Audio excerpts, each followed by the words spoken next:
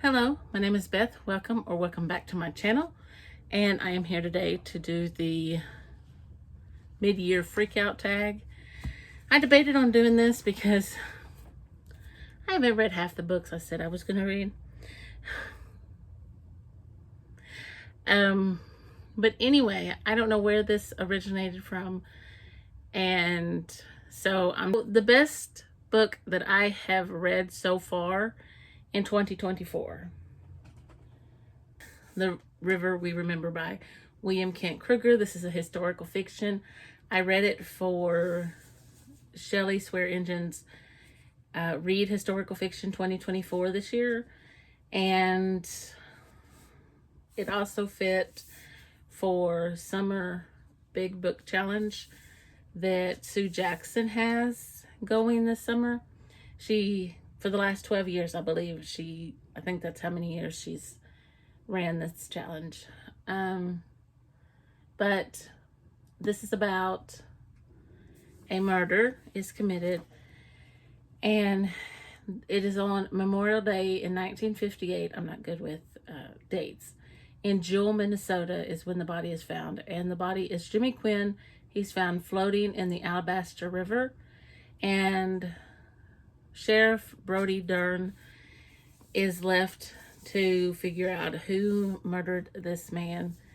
Nobody in the town seems to like him, but they all want to blame this Native American who lives in the town, who is also married to this Japanese woman. And he brought her back when he came back from the war. And this young man worked for Mr. Quinn and had recently been let go for some things. That is such a good book. I loved it. There are adult issues in it, so not for all ages. Okay, I don't have this one with me because I don't own it yet. Best sequel that I've read, I'll put it up here, is Louise Penny's A Rule Against Murder. And this is Armand Gamache, and he is solving a crime.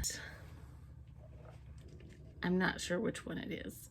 So I'm just going to say that that was the best sequel I've read, because I've read about 3 of these books, and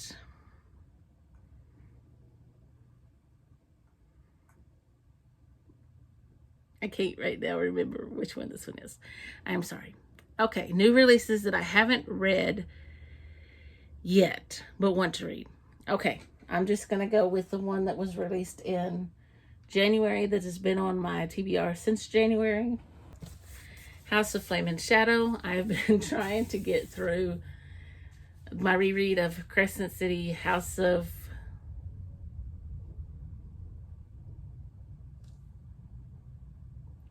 It's not House of Earth and Blood. House of Sky and Breath. And I'm on part 3.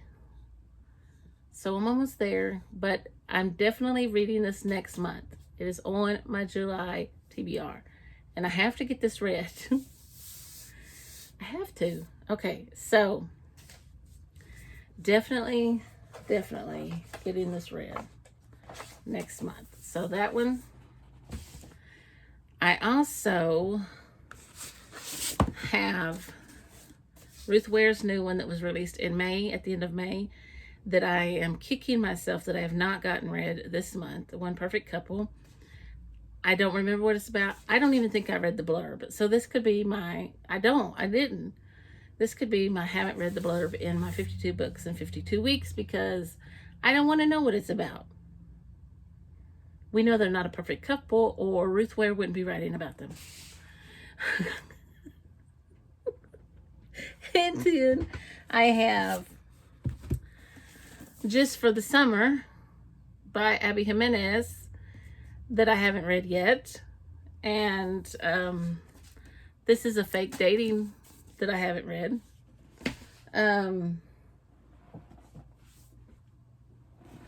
Night Falls on Predicament Avenue. I haven't read it yet, but I just got this one, so.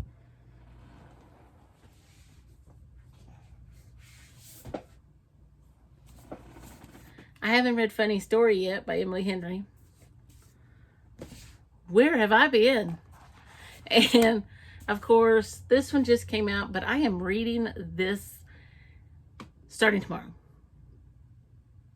Probably would start tonight at midnight if I was going to stay up that late. But this is on the agenda for coming tonight. Not tonight, but this week. This coming week. Because it's on a readathon that I'm going to be a part of. Okay, so Louise Penny also has a brand new one that just came out, but I have to get through the rest of the series. Okay, so most anticipated release for the second half of the year. There is a debut coming out that I'm looking forward to reading, and it's called 4 Weekends and a Funeral. I know nothing about it because I read the blurb, but I can't remember it. I just remember that it sounded interesting. And then Louise Penny on October 29th is releasing The Grey Wolf, and I'm interested in that one. Okay, my biggest surprise of this year, I had two. One was a disappointment, and one was a 5-star read.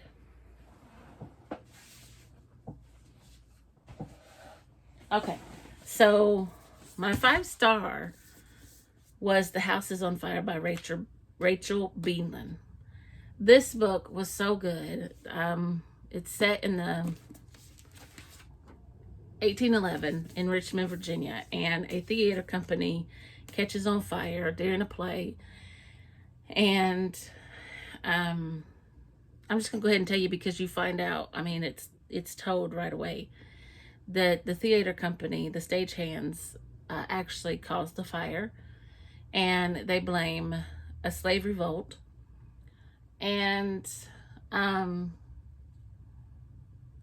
some of the people are trapped in the fire, and they have to figure out how to get out of it. The strength of a couple of the women in this novel is just amazing.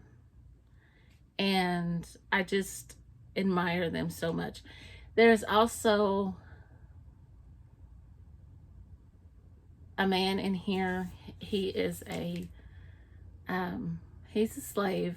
His name is Gilbert Hunt, and he helps this doctor save a bunch of these women, and he is just so wonderful. And he is just,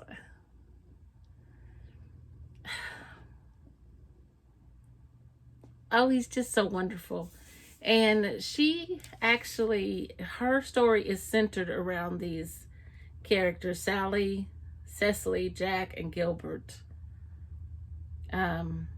Sally and Cecily are just amazing. Jack and Gilbert. Jack, sometimes, you know, you question his motives, but you just got to keep reading. But this book is a phenomenal book, and I'm really glad that I read this book. It was really a good book. And then my disappointment for the year, I have read 2 books by this author, and they were phenomenal. And when I got this book, I just knew it was going to be something that I loved. And I struggled all the way through this book, and I could not understand most of it. I couldn't keep up with it. And I'm a fairly smart woman, and I mean, I consider myself a fairly smart woman. And I mean, the twists and turns, they were just, I don't know. I couldn't give it above a 3, and I was disappointed. And I just, and I was saddened. It was The Fury by Alex Michaelides. And I mean, it was still good. Most of it I enjoyed, but I stayed so confused through most of it. I didn't know what was actually taking place and what wasn't. So that was my disappointment. Favorite new author? I'm going to have to say Louise Penny. She's up there as one of my favorite new authors. Newest fictional crush. In order to tell you that, I have to bring out Emma. I read Emma this year. And Mr. Knightley is my new favorite crush, one of them. He is just, in this book, he just tells her like it is. And he's just amazing. And I just loved him. And then, of course, I have to bring back out Louise Penny's. Armand Gamache is just an amazing man. And I just love the way he treats his wife and the way he cares about his cases and the people that he is trying to solve these cases for. You know, the victims. And, you know, it's just, he's just such an amazing person. And every time I read one of her books, I just am in awe of him. So, a book that made you cry. Okay, I didn't get this one, but I'm going to put it up here. My great nephew, it's my niece's son, Eli, recommended, it was one of the recommendations from my friends, that I read The One and Only Ivan. And this book made me cry just about all the way through it. And this is about a gorilla and how he helps this elephant, this baby elephant, and how they get back to a zoo where they really belong. So, book that made you happy. I don't own this one, but Prairie by Shatona Havoc. And this is just about God granting the desires of a young woman and what she always wanted and where she dreamed she always needed to be. And that is just, this young girl, this young lady had dreamed that she would always be in this certain place, and then one day she goes to sleep and she wakes up in this place, and she believes that God just made it happen. And so this book just made me so happy, and I just loved this book. It was just a beautiful book. Okay, number 10 is the most beautiful book you've bought this year. And I have to say, it is this version of Pride and Prejudice by Jane Austen that I'm fixing to read this week. It has the gold sprayed edges. It has like a watercolor scene on the end pages. And I'm sure it has these. And then on it has chapters. And it's just beautiful. It's hardback. And then on the back it has a quote. It says, "It is a truth universally acknowledged that a single man in possession of a good fortune must be in want of a wife." And I just think it's beautiful. So we know that Pride and Prejudice is all about Elizabeth and Mr. Darcy. Okay, so what books do you need to read by the end of the year? Okay, so I'm going to start with a book that was released last year, I think in November. I need to read Chain of Thorns, simply because I promised my niece her name. I need to read The Frozen River. I need to read Killers of the Flower Moon by David Grant, because I need to know what this book is about. I need to know what it says. I need to read all of this series, this Armand Gamache series by Louise Penny. I need to read this book next week. This week. I need to read Night Falls on Predicament Avenue. I need to read The Royal Governess by Wendy Holden. I need to read Arthur and George, which is it's a historical fiction about Sir Arthur Conan Doyle and his friend George. I need to read Funny Story. I need to read Just for the Summer. I need to read One Perfect Couple. I need to read House of Flame and Shadow.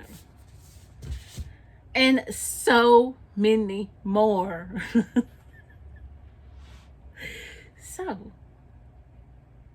if you like this video, please give me a thumbs up.